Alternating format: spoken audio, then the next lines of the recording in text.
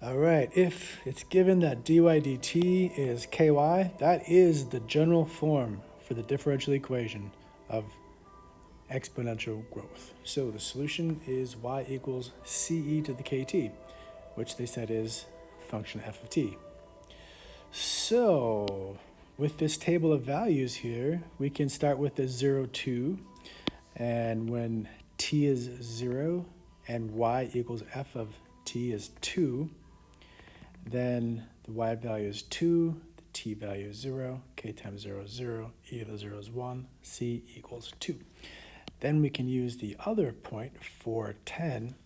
Now that we know that c is 2, and let t equal 4 and f equal 10, divide both sides by 2, take the log of both sides, the natural log, divide both sides by 4, and now we know what k is. So we've got c, and now we have k. We have our entire solution for f of t.